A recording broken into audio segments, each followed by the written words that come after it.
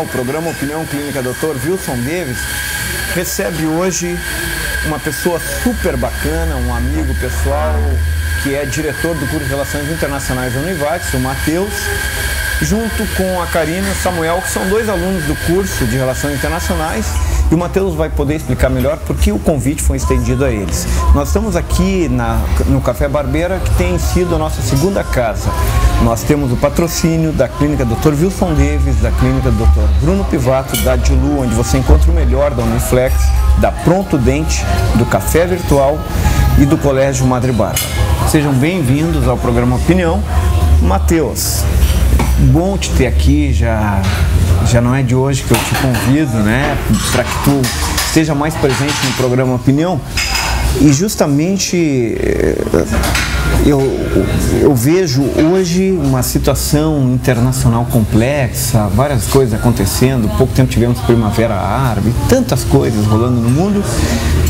E eu acho que tu és essencial, um pensador, um teórico, um cara que estuda, um cara que escreve, um cara que está por dentro do que está acontecendo, tem um senso crítico bacana, é um homem equilibrado. Seja bem-vindo ao programa e eu acredito que tu vai enriquecer muito, o telespectador vai gostar muito do que tu disse. Bem-vindo. Obrigado pelo convite, David. É verdade que há um tempão a gente conversa sobre vir aqui, bater um papo sobre relações internacionais. Há muito tempo a gente gostaria de fazer esse papo, então que bom que hoje foi possível fazer.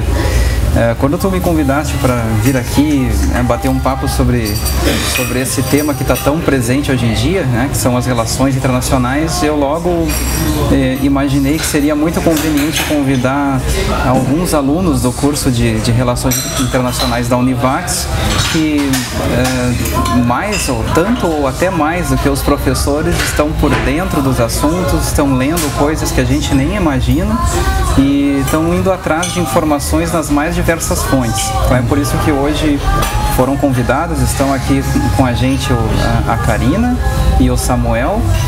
Sejam bem-vindos, Karina e Samuel. Então aqui vão poder falar melhor, mas o Matheus apresentando-os fica bacana.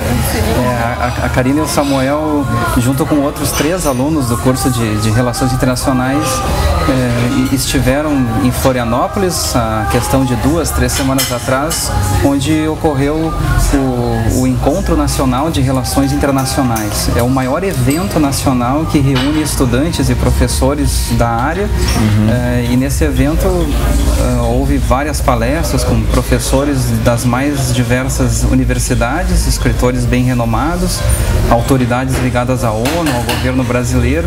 Então lá a gente teve a oportunidade de ficar 3 dias só conversando sobre assuntos bem atuais e tendo contato com autores consagrados na área que estiveram lá palestrando pra gente. Então até não sei se é uma boa a gente passar a palavra para Karina e para o Samuel para dizer como é que foi esse evento lá, né? O que a gente viu, o que a gente conversou. Foi um evento muito importante para nós, estudantes, né? Então, eram 4 palestras diárias, 2 palestras magnas, onde todo mundo se reunia com aquele palestrante principal, e as outras 2 palestras do dia eram com diferentes palestrantes, então tu escolhia qual palestra que tu queria ir, conforme o tema. E o que tu escolheste, assim, um tema apenas, né? De repente tu nem lembra todos. Se ela fosse que nem os políticos brasileiros aí que saem para os congressos e desaparecem nas praias paradisíacas, nas águas alvíssimas que temos no litoral brasileiro, ela não saberia nenhum, mas pode dizer Bom, uma das palestras que eu escolhi, o que o pessoal não foi sobre o autoritarismo. Eles falaram bastante sobre a Comissão da Verdade, né, e sobre todo o passado negro, digamos assim, da história brasileira. E comentaram sobre o que está sendo feito a respeito disso, né, contaram histórias, porque eles estão tentando buscar informações que foram perdidas, né, depois de tantos anos. E foram histórias bem emocionantes, foi uma palestra, assim, que mais me deixou sensibilizada, e contaram histórias verdadeiras sobre o que aconteceu, dessas pessoas que estão contando, né, sobre Aliás, tu falas em Comissão da Verdade, que é algo histórico no Brasil. A gente vê, por exemplo, como a Argentina lidou com isso, né? Prendendo generais. De fato, várias coisas aconteceram na Argentina que aqui não. Aqui tudo se perdoou, tropicalismo ascendente e tal. E a gente, de fato, vê algumas coisas acontecendo. E nós estamos numa quinta-feira. Este programa estará ao ar amanhã.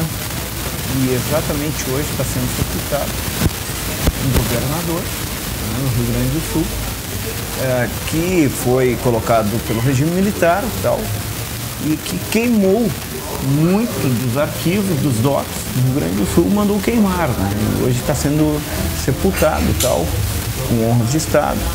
Mas é de se pensar, o problema da Comissão da Verdade já começa por isso, né? Quando nós temos pessoas que destruíram os arquivos, destruíram provas, etc.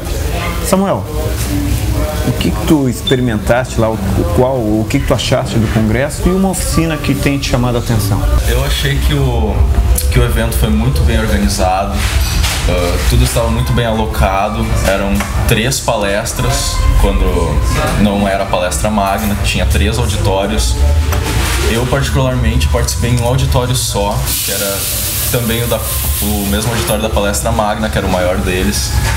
E eu achei que os temas foram muito bem distribuídos, todos em torno de relações internacionais. E eu optei por assuntos mais de segurança internacional e assuntos mais controversos. É nesse campo dos assuntos controversos que eu vou destacar uma palestra que eu fui, que foi com o Craig Murray. Quem é esse cara? Ele acabou de lançar um livro chamado Diplomacia Suja. O livro foi divulgado no evento bastante, tinha venda, tu podia pegar autógrafo, ele fazia uma sessão por dia. E ele comentou sobre a experiência dele como embaixador britânico.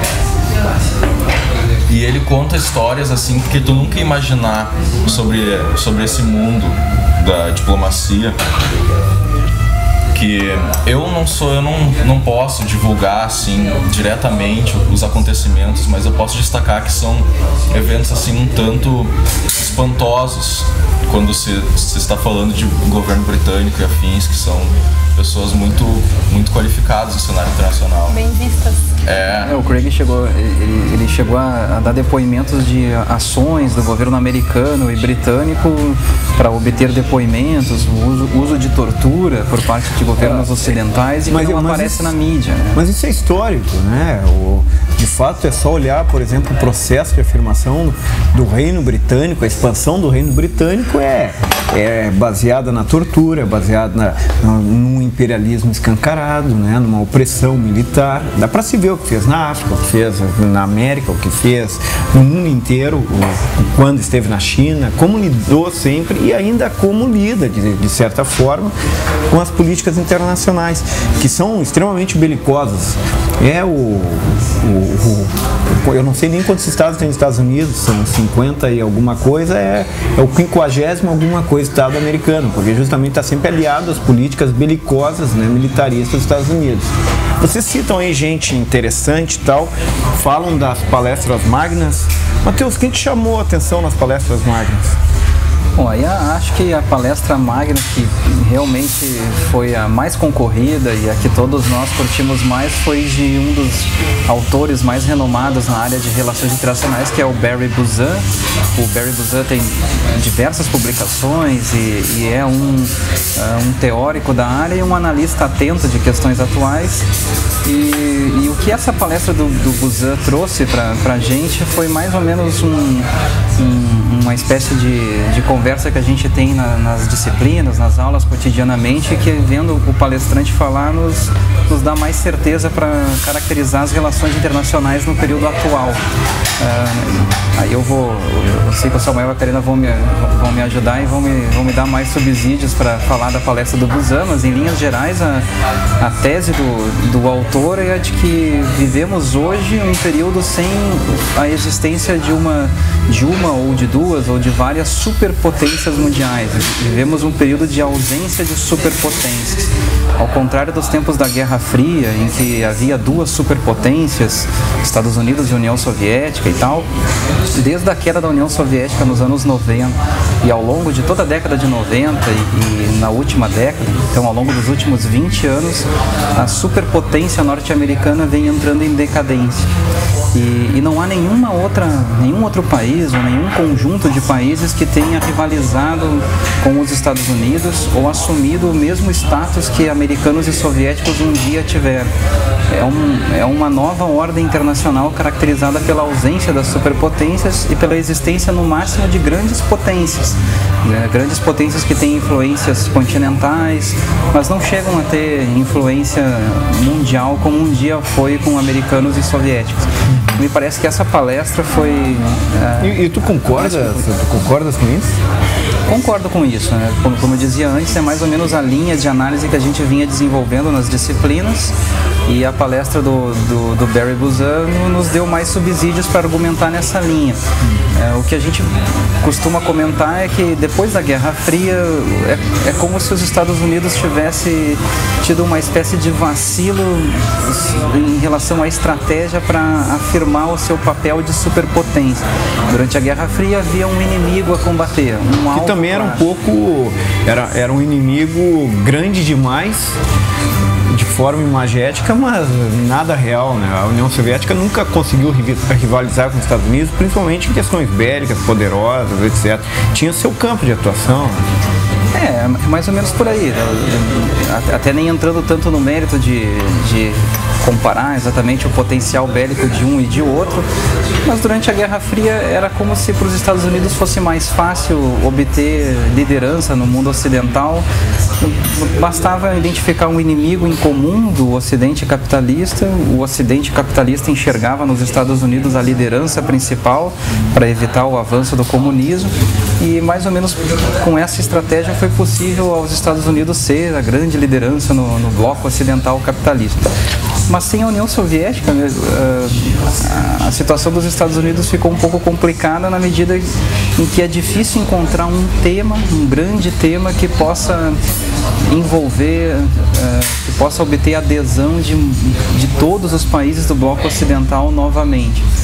Se a gente pensar bem, os grandes temas que os Estados Unidos acabou se engajando a combater nos últimos 20 anos, nenhum deles provocou uma adesão internacional ao lado dos americanos contra aquele inimigo. Só para relembrar, basicamente, aí, os Estados Unidos entraram em guerra contra o Iraque do Saddam Hussein. Os Estados Unidos fizeram uma guerra contra o terrorismo disperso do Osama Bin Laden. E, os Estados Unidos talvez identifique nos abusos aos direitos humanos um outro inimigo a ser combatido. O narcotráfico. Mas nenhum desses temas chega a ser... E que também parece não dar mais ênfase agora no narcotráfico, né? Principalmente as grandes agências internacionais de notícias que são de capital americano, né? Das 7 maiores, 6 são de capital americano. Parece que este inimigo não é tão interessante ou não trouxe as demandas necessárias para que os Estados Unidos conseguissem fazer com que tu dizias, motivar os seus parceiros e os parceiros. Bom, me surpreende o que vocês estão dizendo, também pela questão, tu disseste que a questão bélica não era tão importante, mas ela é economicamente importante, né? De cada $2 mil gastos para a indústria bélica, gasta $1 para erradicar a pobreza no mundo. Então nós temos um problema bélico no mundo. Por outro lado, a gente sabe que grande parte da economia americana está comprometida com este belicismo e acaba ajudando numa grande dívida interna americana. E é preciso vender guerra, é preciso inventar guerra. Se vocês acham que já não há grandes potências, uns dizem que a China ocuparia este lugar. O que vocês acham da China, afinal? Não é que não há grandes potências, há grandes potências. Superpotências. Estados Unidos é que é considerada uma superpotência, né? A China, ela não seria uma superpotência, isso foi falado também na nossa palestra lá com o Barry Buzan. Sim, nessa palestra do Barry Buzan, ele enfatiza que há superpotências, mas elas serão superadas porque os candidatos em potencial possuem algum problema muito específico. Os candidatos em potencial citados, que tu também provavelmente iria citar, é a China